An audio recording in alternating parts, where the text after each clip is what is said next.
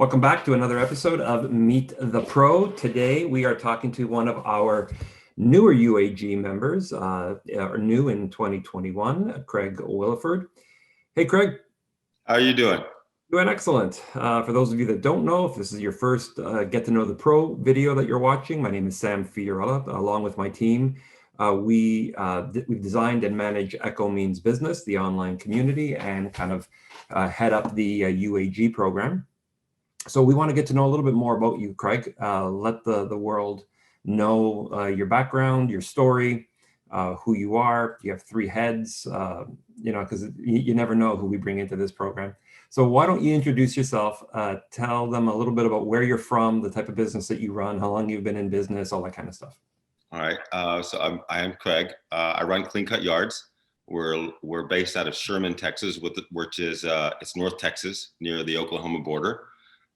My dad and I have been in business together for about 5 years now. We handle commercial and residential clients in 3 surrounding counties. We travel a little bit more than most guys in the lawn care business do, but I think that's because we are in Texas, and Texas is pretty big. I know route density is not a thing down there. No, we tried route density in the beginning and realized, yeah, that's not for us. Is it just because it's that big, or the properties are that big, or just everybody's that far apart? Right. Well, to be honest, obviously you could market real well and find some smaller little communities, some subdivisions, and you could use route density.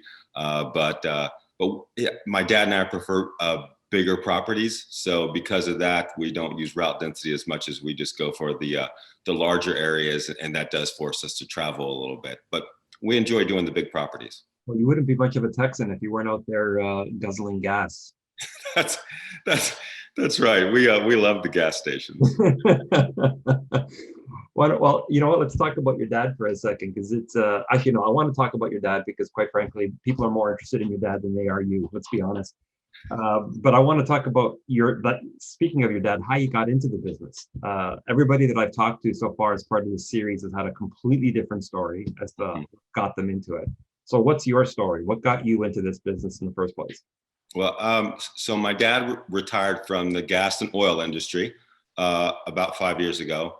And his first issue when he retired was, gosh, I just don't want to be stuck on the couch all day long watching Westerns, because that was sort of his plan B. Oh my God. We're just checking off the Texan stereotypes, one after the other here today. Okay, so go on.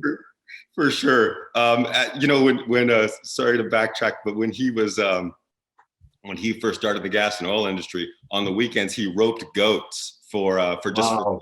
So yeah, so that's the Texan in him. But anyway, so he retired about a little more than 5 years ago, and he didn't want to be stuck on the couch. So he and I both recognized that there was an opportunity in our area to maybe become pretty successful in the landscaping industry. He had a little bit of a background in it because we grew up on 5 acres. So that's what he was always doing in his spare time, is maintaining property. So we decided to jump in and give it a shot here up in Grayson County, and it's been going really well so far. Yeah, I loved your stories. You know, I didn't want my dad to be lonely, so I just joined them and eventually took on the business, which is I think a fantastic story. Because you did something really nice for your dad, and that kind of out of just being a good son, you moved into actually running and owning a lawn care business, which is fantastic. And now he works for you. Right. Or does he still consider himself the boss? That's right. Yeah, and for people who don't know, my dad he's 74 years old, so he's up there in age. He spends most of his time on the mower. He doesn't do a whole lot of trimming or anything like that anymore. But he's 74 and he's out there almost every day. Wow. Yeah, I've seen some of the videos, with him. I think it's incredible. He's like a mascot. He is a bit of a mascot. So that's really cool. What's it like working with your dad every day? It's good. He appreciates getting outside. He loves being on a mower, on a tractor. I think if he had his preference, he'd like to be behind a chainsaw. but we don't do a whole lot of tree work or anything like that. I think it's a little dangerous, and he is 74 years old, but I'm not going to tell him that he shouldn't be doing any tree work. So we limit that, but he does. He loves being on a mower. He loves being on a tractor as well. Yeah, he sounds like my dad. My dad's 82 and he's stronger than I am, more active than I am. And he's like the same thing. He's got to keep doing. He breaks shit just to be able to fix it, so he has something to do because he just can't sit still. I'm always teasing him about that. So let's talk a little bit about you in this industry. What's been your biggest challenge, other than wrangling your dad, into doing less and not climbing trees? Right. I think in the beginning, we knew there was an opportunity to break into the market, and we started off with mostly residentials. We did really good marketing. We were busy right off the bat.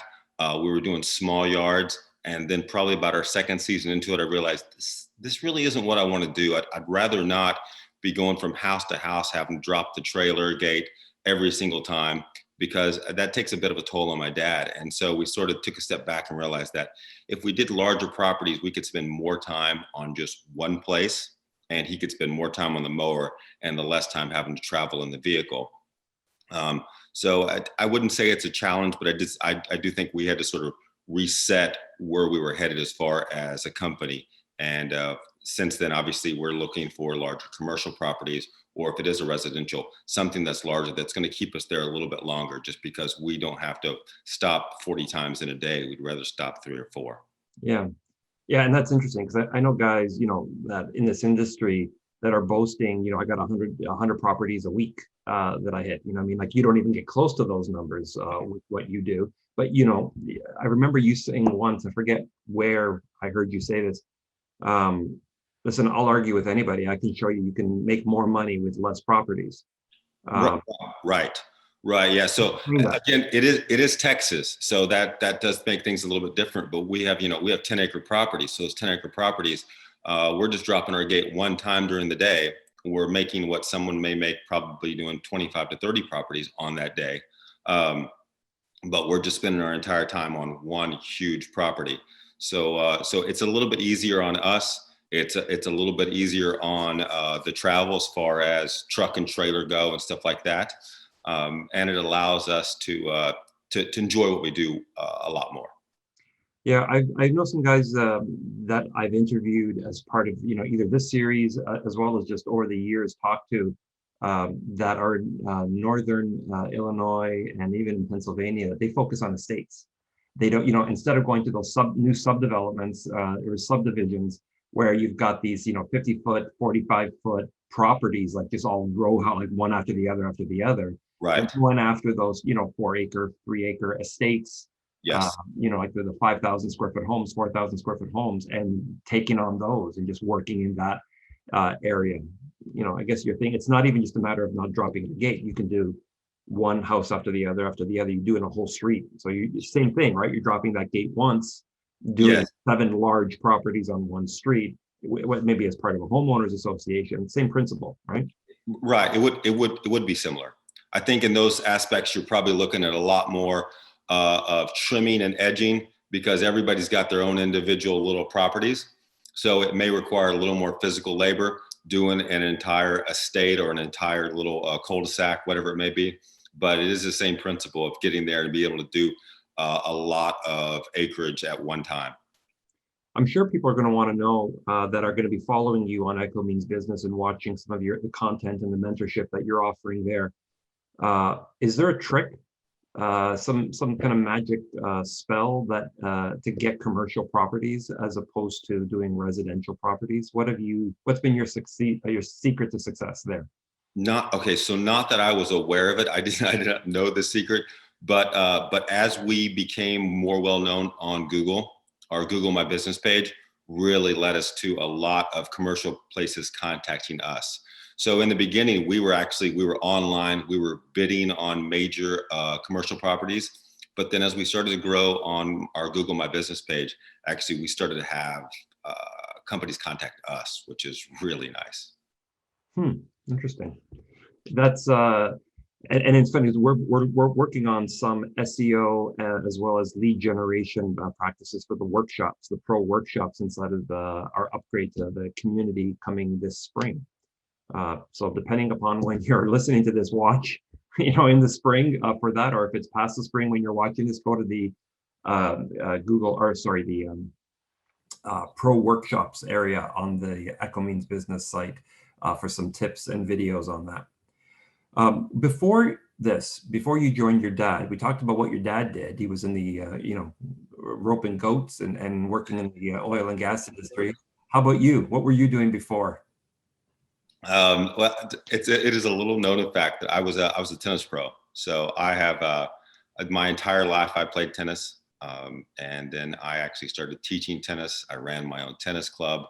Um, I've worked with all types of players level wise, and at some point in my life I just realized that I needed a break from that, and so I still enjoy the sport to watch it a bit, but I'm no longer involved physically. Mm, that's interesting. I got to say, it's the first time that I've heard that I went from being a tennis pro to a lawn care professional. I've heard all kinds of stories, for people coming out of jail to coming back from the military to, retiring firefighters, students, you know what I mean? 8-year-olds, everything. Tennis Right. pro, I've never heard. That's a good one. Yeah, I'd love being outside. I mean, that's one thing. Just being outdoors is really nice. I like that. So, but running a business really wasn't all that new to you because running your own tennis school, I guess, how much of your marketing savvy or business acumen that you picked up in running that business has been transferable to this business? Not not a whole lot. I think I think the one thing that may be similar is that my tennis business, I sold myself. So the better my players were, the more people wanted to come and train with me. And maybe a little bit the same with lawn care, that if people see a really nice yard, they say, "Wow, who does that yard?" And so maybe you sell yourself with your own lawn care, how you maintain lawns. But in general, a lot of it just comes down to just good marketing, door hangers, SEO, good websites, stuff like that. I didn't have any of that when I was doing tennis. Mm, yeah, that's true, I guess. A lot of this business, and this is a conversation I have quite often in these interviews that we're doing, as well as on the forums in Echo Means Business.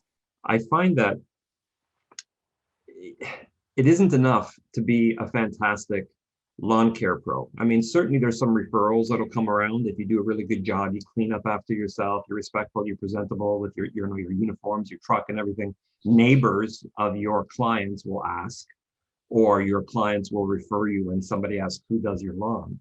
But that can only go so far. You first have to get those initial clients, and it seems like that Right. the digital side of marketing is so important in this business. You said that Very. one of the successes on the commercial side is the Google ads, or your Google page, which is definitely the case. Would you agree with that statement that understanding digital marketing and your digital presence is critical for success here? 100%. I said earlier that my dad and I saw an opportunity in this area to have success. And that was the thing is we had been up in North Texas for several years, and online or through the yellow pages or through ads in newspapers, the only thing we'd ever seen was one major lawn care company in our area. Now there were hundreds of guys doing lawn care, but there was only one out there that was actually promoting and advertising themselves. And that's when we knew, gosh, if we can get online, if we can create a website, if we can get a Google page, if we can start maybe marketing with door hangers, we could sort of be really competitive in this industry. And it worked out to be true. Yeah, and that's a great story. So for anybody watching, you want to learn a little bit more about Craig's story, how he got to the success that he's had. You want to learn more about that Google page or his digital marketing. Follow on Echo Means Business. Craig is new to the community, so his content and his will be starting to load shortly on our site. But don't hesitate to reach out. Follow him there. Ask questions. How do they find you on social media, though? If they're not going to get you on Echo Means Business, where else can they go? We're everywhere, but if you're on Instagram, we're at Clean Cut Yards. Clean cut yards. Look them up. Thanks very much, Craig. It's good to speak to you again, and I hope everybody else found this entertaining. You are part of our Get to Know the Pro UAG series. Thanks, Craig. See you later, Thanks everybody. for having me.